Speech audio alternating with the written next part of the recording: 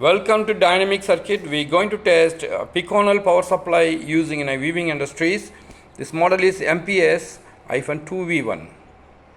We are going to power on right now after we repaired. Originally there is no output at all. You can see here this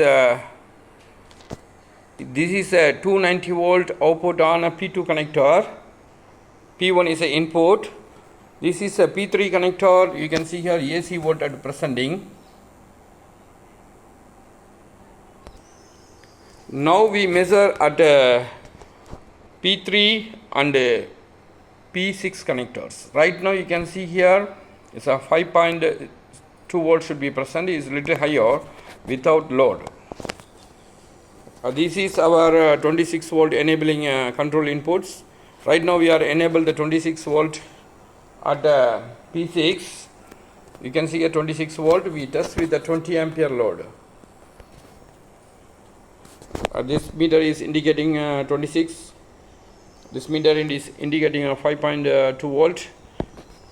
Successfully we are repaired Picanol power supply using in industries.